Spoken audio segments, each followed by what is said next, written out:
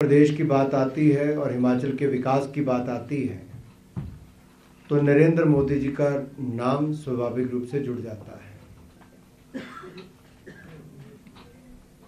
जिस सड़क मार्ग से मैं आया उसको 4 लेन बनाने का काम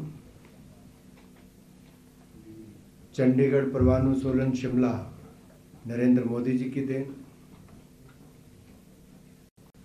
हिमाचल के लिए एम्स, पीजीआई, सेंट्रल यूनिवर्सिटी से लेके IIIT से लेके बाकी सुविधाएं, या फिर रेलवे प्रोजेक्ट्स के लिए हजारों करोड़ रुपया जो रिकॉर्ड बजट दिया है वो नरेंद्र मोदी जी की देन।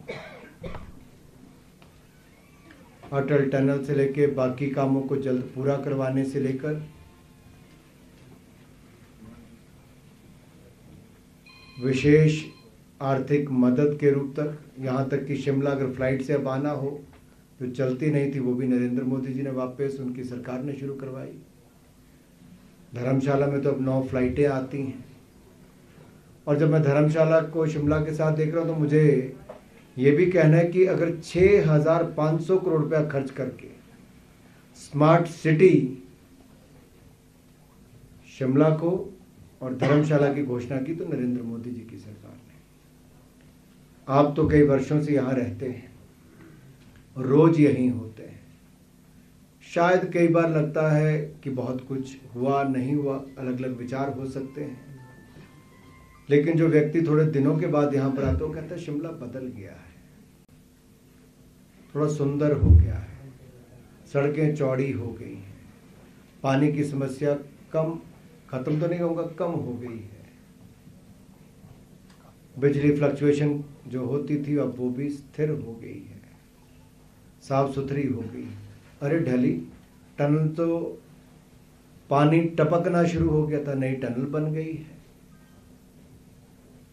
जो थोड़े समय के बाद आता है उसको एक अनुभव ऐसा होता है, यार मेरे शिमला को कुछ हुआ है, थोड़ा और बेहतर हो गया है। 58 करोड़ रुपए लगे लेकिन ढली की नई टनल मात्र 6 महीनों में बनकर तैयार हो गई। 70 करोड़ रुपए लगे लेकिन पानी की परियोजना बनकर तैयार हो गई। और जब 2019 में हमारी फिर केंद्र में सरकार आई और राज्य के द्वारा प्रस्ताव हमें मिला तो उस समय संभव नहीं था। वर्ल्ड बैंक से पानी की परियोजना को नरेंद्र मोदी जी की सरकार ने विशेष रूप से हिमाचल के उस अनुरोध को मनवाया भी और शिमला के लिए 1813 करोड़ रुपए की पानी की परियोजना मंजूर हुई। और आज भारतीय जनता पार्टी कह सकती है हमने 1813 करोड़ की पानी की परियोजना तो दी, 24 घंटे 7 दिन पानी भी मिलेगा, हम फिर कॉरपोरेशन जीतेंगे और 40,000 लीटर पानी हम हर परिवार को बिल्कुल मुफ्त में देने का काम भी करेंगे। यही नहीं मित्रों,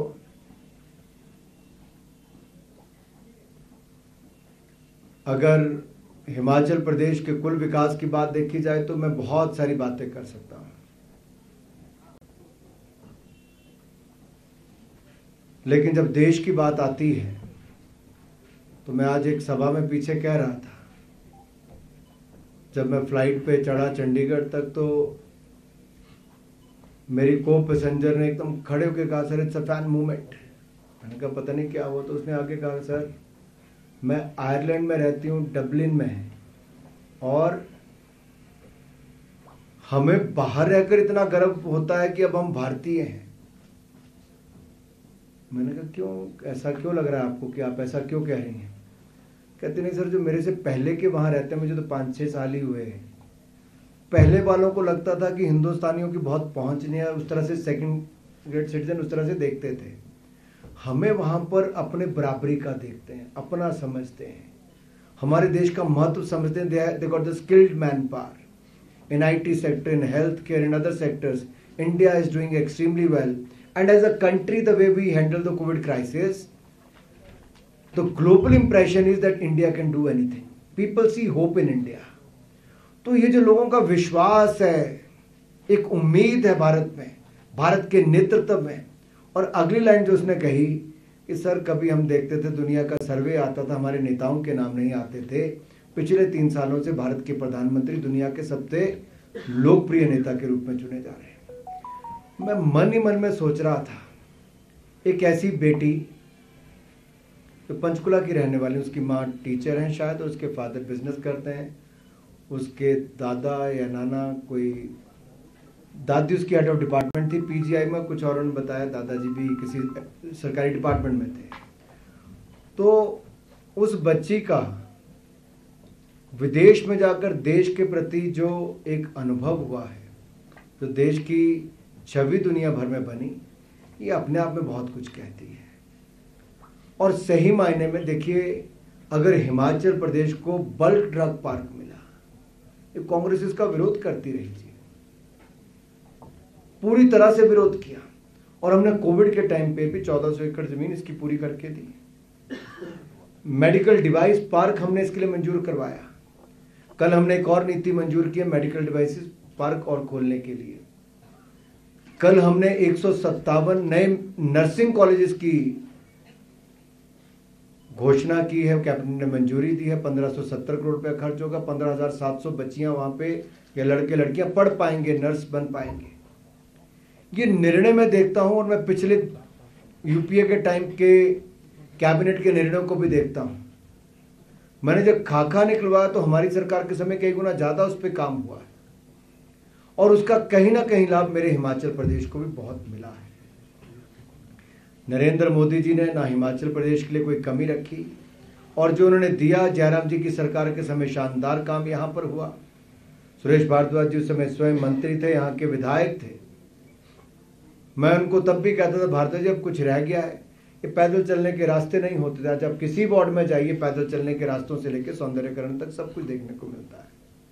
हमने और भी घोषणाएं की है, जो हमने पहले 2000 कारों की पार्किंग बनाई आईजीएमसी के पास, फिर 700 की और बनाने, और भी जहां जहां आवश्यकता होगी हम पार्किंग तो बनाएंगे ही। हम पर्वतमाला प्रोजेक्ट जो है हमारा, जहां पे हम रोपवे से कनेक्ट कर रहे हैं, शिमला एक आइडियल जगह है जिसको रोपवे के साथ जोड़ना चाहिए।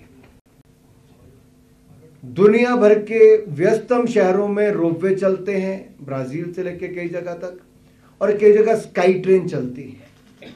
तो अगर केंद्र की सरकार का सबसे बड़ा लाभ किसी राज्य को मिल सकता है तो मेरे हिमाचल प्रदेश को मिल सकता है। और हमने अपने दृष्टि पत्र में भी कहा है, और हमने 1556 करोड़ रुपए का सैंक्शन न्यू डेवलपमेंट बैंक के माध्यम से वो भी हुआ है, और उसका सबसे बड़ा लाभ हमारे शिमला को मिलेगा, और इसके यातायात में भी सुधार होगा। मैं बहुत सारी बातें कर सकता हूं, लेकिन आपके मन में अगर कोई प्रश्न हो तो आप पूछ सकते हैं। इसी पर्वतमाला योजना का आज डिप्टी सीएम ने प्रेस कॉन्फ्रेंस की, उन्होंने कहा कि हम बना के देंगे, अफ्रीका के बाद सबसे बड़ा रोपवे शिमला में बनेगा, और सुकू सरकार बना के देगी। 14 किलोमीटर प्रोजेक्ट ऑलरेडी अप्रूव्ड है। ये बीजेपी गवर्नमेंट के टाइम में अप्रूव हुआ है, सेंट्रल गवर्नमेंट ने अप्रूव किया है, और फिर एनडीबी को जो है ये पोस्ट किया गया था, एनडीबी ने भी इसको जो है अप्रूव कर दिया है। अब तो ये एग्जीक्यूशन की स्टेज पर है, सरकार इनकी होगी तो बनाना तो इनको ही पड़ेगा। वैसे तो कांग्रेस का इतिहास ये कहता है कॉर्पोरेशन बना रही है कि जहां जहां इनकी सरकारें आई वहां वहां प्रोजेक्ट थम गए। अगर ऐसा कर देंगे तो बहुत धन्यवाद ही उनका साथ, नहीं तो इनके समय प्रोजेक्ट बनते ही नहीं थे जी। ये तो अटल जी की अटल टनल को भी कहते थे इन्हीं का ही है, बनी नहीं जी, 10 साल रही सरकार।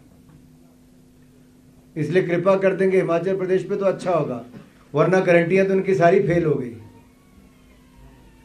5 महीने में इस सरकार की हालत है कि शिमला कॉर्पोरेशन के चुनाव पे कोई गारंटी देने के लिए तैयार नहीं हुए। इससे बड़ा फेस लॉस किसी पार्टी और सरकार के लिए क्या हो सकता है कि 5 महीने के अंदर गारंटियां फेल हो जाए। अब कहते वादे, लेकिन नेक नहीं इनके इरादे। और जनता बहुत समझदार है, वोट की ऐसी चोट देगी कि इनको याद आएगी कि भाई अब तो 2 रुपए किलो गोबर खरीदना पड़ेगा, 100 रुपए किलो दूध खरीदना पड़ेगा। सेब वालों से वायदा किया था अपना दाम स्वयं तय कर ले, वो करना पड़ेगा। 1500 रुपए महिलाएं थक गई। मैं प्रतिभा जी से पूछने वाला था 7500 रुपए आए खाते में कि नहीं आए, पर नहीं आए। प्रतिभा जी क्या करना है।